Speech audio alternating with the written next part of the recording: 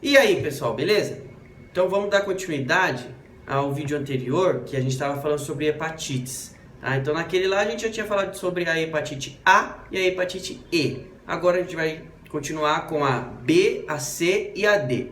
Beleza? Então fica à vontade aí, seja muito bem-vindo, separa o material, faz aquele lanchinho super saudável e vem comigo!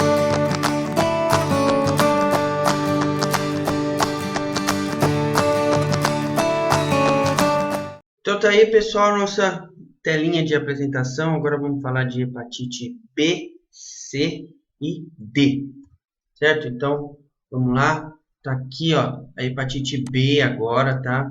Então, esse quadradinho aqui de cima é só para relembrar o que eu já havia falado nos outros tipos de hepatite, tá bom? Então, a B e a C são as mais comuns, tá? A hepatite C está nos casos mais graves e mais importante em relação à letalidade, tá bom?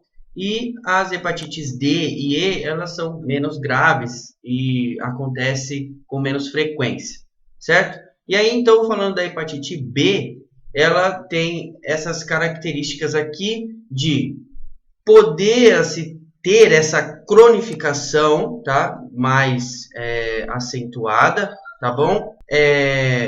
E aí, nesse caso de cronificação, não vai ter a cura espontânea, tá bom? Então, se no caso da hepatite B houver a cronificação, não vai ter a cura espontânea, ou seja, vai necessitar de tratamento com antiviral, tá bom? Porém, existe 90% dos casos a cura espontânea dela, tá bom? Então, caso ocorra a cronificação, aí não tem a cura espontânea. Porém, a maioria dos casos, a hepatite B, depois que o sistema imunológico consegue combater esse vírus, existe a cura espontânea, tá bom? E se ainda houver essa cronificação, pode evoluir para os casos mais graves, que é de cirrose hepática, claro, e câncer, tá bom? E ainda mais, né, numa situação mais grave ainda, a falência completa do fígado e aí o indivíduo entrar em óbito, tá bom? Então, aqui é importante, tá? Existe a cura espontânea da hepatite B, tá? Podendo cronificar. E nesse caso da cronificação, não vai ter mais a cura espontânea, porque cronificou. Se cronificou, vai ter que entrar com tratamento, beleza? Essa hepatite B aqui, ela vai acometer principalmente os jovens, atinge todas as idades, tá bom? Mas principalmente os jovens, por quê? Porque a principal transmissão é pela via sexual, tá bom? Então, isso aqui já é uma diferença entre a hepatite C, que a hepatite C está mais nessa situação aqui de compartilhamento de agulhas, tá? Então, no caso da hepatite B, a transmissão sexual é a principal via, por isso acomete principalmente os jovens, tá? E aí, existe também essa transmissão parenteral, né, que é o compartilhamento de agulhas, porque esse vírus ele é resistente, ele sobrevive bastante tempo ao ambiente, aproximadamente uma semana, tá? Então aí o que acontece? Você pode ter também contaminação, né, ou a infecção por pérfuro cortante dentro do ambiente hospitalar, porque às vezes o sangue seco num algodão ou numa gaze e você tiver o contato também com uma parte lesionada do seu corpo, né, em contato com o sangue, pode também ocorrer essa transmissão aqui, tá? Então isso é importante que você lembrar que o vírus da hepatite B ele é bem resistente ao ambiente, mesmo no sangue seco já, tá? A transmissão ela pode ser vertical também. Essa transmissão vertical ela está relacionada à gestação, tá? E aí nesse caso, como a gente está falando aqui, que precisa haver o contato, né, com o sangue, então diagnosticando, né, essa essa paciente, essa gestante com a hepatite B, é recomendado fazer cesárea. Para quê? Para evitar, né, diminuir o risco do contágio no recém-nascido, tá? No recém-nascido. Porque, se for o parto normal, o risco é maior de ele entrar em contato com alguma lesão no canal vaginal, né, no canal do parto, e contagiar ele, tá? O recém-nascido, beleza? E mesmo assim, se for diagnosticado a mãe, a vacinação é importantíssima para o recém-nascido, tá bom? Então, a vacinação do recém-nascido tem que ser muito rápido, logo ao nascer, tá bom? As primeiras 12 horas, certo?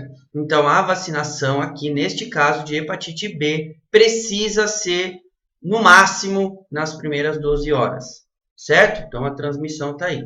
Sintomatologia. A hepatite B, ela vai ter duas fases, tá? De sintomas, realmente. E a gente acrescenta aqui uma terceira fase, que é a convalescença, tá? Que é a redução dos sintomas, tudo bem? Mas para caracterizar a hepatite B, ela tem duas fases. A fase pré-ictérico, que ela vai ser, obviamente, né, assintomática, porque é antes do momento de icterícia, tá? Então, ele é assintomático nessa fase, tá? E aí, depois, pouquinho depois, você vai ter a fase ictérico mesmo. E aí, você vai ter sintomas específico e não específico. Por exemplo, não específico seria a hepatomegalia, que a hepatomegalia pode ocorrer em todas as hepatites, tá? Porque você tem uma inflamação no fígado, tá? Então você pode ter uma hepatomegalia, tá bom?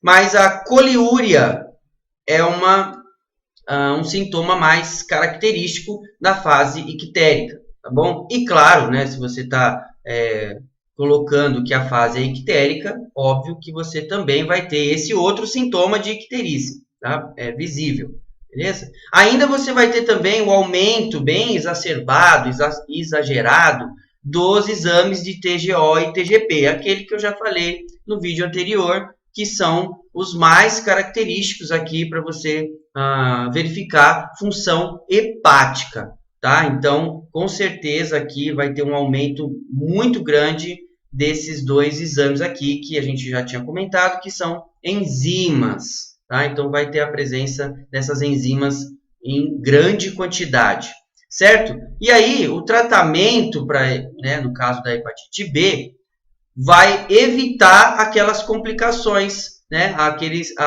As fases crônicas aí de cirrose e câncer. Então, quanto antes for diagnosticado e antes iniciar o tratamento, né, você pode evitar aí essa cronificação e principalmente de cirrose e câncer. E o tratamento, como a hepatite é um vírus, né? Então ela é, claro, feita com antiviral. E aqui a gente tem duas medicações que não vem ao caso, o nome da medicação. É importante você saber que ele é um antiviral e que ele, dependendo da medicação, vai ser uma vez por semana ou um comprimido ao dia, tá? Então, o tratamento é esse. O tratamento ele é basicamente para evitar as complicações da cronificação, tá bom? E curar, óbvio, o paciente, que ele já pode ter a sua cura espontânea, e aí vai ter o auxílio do tratamento com antiviral, tá bom? E aí o mais importante de todos está aqui, ó, vacina. A vacina vai prevenir toda essa situação aqui, né? Então a gente tem a vacina contra o vírus da hepatite B e ela é feita em 4 doses, tá bom? 4 doses. Então a primeira a gente já falou aqui, né, que é ao nascer, nas primeiras 12 horas. Então a primeira dose é ao nascer. E aí depois você vai só lembrar 2, 4 e 6. Tá bom? Então, a segunda dose no segundo mês. A terceira dose no quarto mês e a quarta dose no sexto mês. Então, ao nascer, 2, 4 e 6. Tá bom? Então, isso aqui é importantíssimo. A vacinação. Tá bom? Que vai evitar a infecção da hepatite B. E aí, tem o destaque aqui, ó, que A pessoa que recebe essa vacina da hepatite B, ela também está imunizada contra a hepatite D, tá? Lembra lá no vídeo anterior que eu mencionei que para você ficar infectado com o vírus da D, você precisa do vírus da B. Então, tá aqui em cima, ó. Infecção de D necessita do vírus da hepatite B. Então, se você toma a vacina da hepatite B, você também estará imunizado contra a hepatite D. Beleza? Então, vamos seguir. Então, pessoal, dando continuidade, vamos pegar aqui nossa canetinha, tá? Dando continuidade aí, o finalzinho, a última parte, falando da hepatite C e hepatite D, tá bom? Então, aqui, essa daqui é importantíssima, tá bom? Importantíssima, porque ela não tem a vacina para hepatite C, tá bom? Então, ó, a hepatite C, ela é uma doença silenciosa, isso daqui é importante, tá? Porque, às vezes, você foi contaminado com essa, foi infectado com essa hepatite há muito tempo atrás e ela vai só se manifestar lá na fase idosa, tá? E aí você acha, né? O parceiro ou a parceira acha que foi recente e não, tá? Então essa hepatite aqui ela pode levar até 20 anos para se manifestar, tá bom? Então ela é uma doença muito silenciosa e demora, tá? Ela pode, né? Demorar a se manifestar, tá bom? Além disso, essa hepatite ela tem uma gravidade aí, né, de que geralmente ela vai evoluir para a situação crônica, tá bom? Então, 85% dos casos vão evoluir para a situação crônica dessa doença, tá bom? E aí ela tem uma recuperação muito difícil, tá? A recuperação dela nesta fase, tá? É muito difícil, tudo bem? Porque chegando a esse estágio de fase crônica aqui, você já vai ter a complicação do fígado já muito grande. Essa lesão dos hepatócitos, né, das células, já está muito acentuada, tá bom? Então, por isso que você tem essa recuperação demorada ou muito difícil de acontecer nesse caso de cronificação, tá? O que acontece geralmente. Por isso ela é tão importante, essa hepatite aqui, tá bom? Ela tem uma tendência de ser anictérica. Isso daqui é importantíssimo, porque quando a gente fala de hepatite, de inflamação no fígado, de lesão nas células do fígado, a gente já associa a icterícia, tá? Assim como as outras hepatites têm um pouco de icterícia.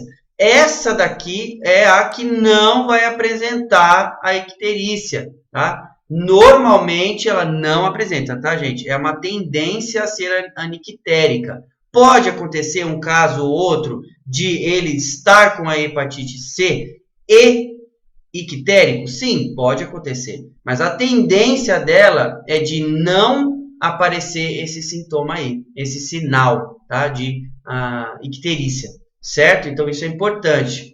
E a evolução nesses casos de cronificação vai ser assim como as outras, tá? Porque essa cronificação aqui, essa evolução da doença é a situação mais grave de cirrose e câncer, tá? Falência hepática, tudo bem? Então, a hepatite C, ela é isso daqui e você tem que lembrar que ela é a que geralmente evolui para a situação crônica, tá? Em 85% dos casos.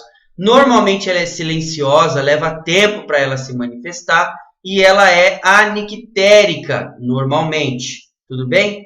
A transmissão dessa hepatite, ela pode acontecer por via sexual, só que ela é baixa, tá? Nessa transmissão. Esse risco é muito baixo. Tá? Quando eu estava falando agora da hepatite B, eu comentei sobre isso. Tá? Então, essa é uma diferença da hepatite B para a hepatite C. Na B, você tem um alto risco de transmissão sexual e baixo para o parenteral, que é o compartilhamento de agulhas. Aqui é o contrário. A transmissão sexual é baixa, pode acontecer. Então, né, o uso do preservativo aí é indispensável, tá? Então, pode acontecer a transmissão sexual, porém é baixo o risco. E aí, na parenteral, que é o compartilhamento de agulha, tatuagem, casos de manicure ali, né, por conta do alicate, tá? Então, lesiona os cantinhos da unha ali, tá bom? Piercing, então, esse tipo de coisa é o alto risco da contaminação da hepatite C, tudo bem? Na transmissão vertical, que é em relação à gestante, a mãe precisa estar infectada já, tá bom? Então, somente se a mãe estiver realmente a hepatite é que ela pode transmitir a hepatite. E aí, nesse caso, é importante aqui, ó, que eu destaquei, que caso essa paciente não esteja, tá? Não esteja fazendo uso do antiviral, aí o aleitamento vai ser permitido, tá bom? Então, o aleitamento materno com paciente de hepatite C não fazendo uso de antiviral é permitido, tudo bem? Se não houver lesões no mamilo, porque aí o bebê vai entrar em contato, tá bom? Então, se não houver lesão no mamilo e ela não estiver fazendo uso de antiviral, ela pode fazer o aleitamento normal, mesmo tendo a hepatite C, tá bom? Então, ó, anota essa parte aí, ó.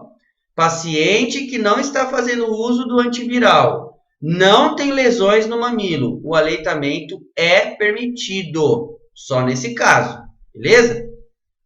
Como que vai apresentar esses sintomas da hepatite C? Essa hepatite, como a gente já tinha falado aqui em cima, ela é muito silenciosa. Então, a fase aguda dela, a evolução, é muito subclínica. E o que quer dizer isso, essa fase subclínica? Não vai apresentar sinais e sintomas. Ela vai evoluindo, evoluindo lá dentro do organismo e não apresenta nada, né? E aí, só depois, na fase crônica, tá? Quando ela começa a se manifestar, aí você vai ver realmente a presença de sinais e sintomas, certo? E na maioria dos casos, ela então vai ser assintomática e anictérica, tá? Então, ó, importante, tá? Que na maioria dos casos, a hepatite C será assintomática e anictérica. Tá? E aí, aqui, lembrando lá quando eu estava falando das primeiras tipos de hepatite, você já está associando ela ao fígado. Então, claro que recomendações, cuidados de enfermagem, tá? Orientações a esse paciente em relação a não fazer uso de bebida alcoólica, evitar alimentos gordurosos, porque tudo isso vai passar pelo fígado, tá bom? E aí, com as células do fígado totalmente lesionadas, com certeza você vai ter uma função hepática muito diminuída e isso vai complicar mais ainda o caso, tá bom? Esse quadro clínico aí vai piorar, tá bom? Então, aqui, os cuidados de enfermagem e essas orientações estão basicamente relacionadas às disfunções hepáticas, tá bom? Então, basicamente, tudo passa pelo fígado durante esse metabolismo, antes de entrar na corrente sanguínea de verdade. Então, que é até abre aspas aqui, né, um pouquinho de fisiologia, aquele sistema porta, tá bom? Que é essa circulação do fígado. Então, tudo passa por ali. Então, nesse caso aqui, as orientações seriam essas, porque você já vai associar que todo o metabolismo acontece lá e isso pode complicar o quadro clínico, certo? E aí o tratamento que é importantíssimo. Por quê? Porque a gente não tem a vacina para hepatite C, tá bom? Então, como a gente não tem, o tratamento é super importante, tá?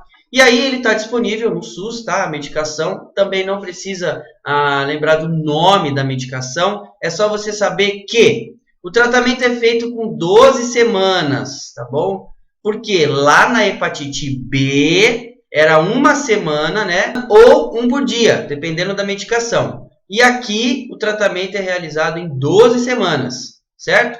E a cura está em 90% de cura. Ou seja, apesar da cronificação ser alta, apesar de ser uma doença silenciosa, se iniciado o tratamento e realizar o tratamento corretamente, a cura é em 90%. Então, existe a cura também para a hepatite C, tá?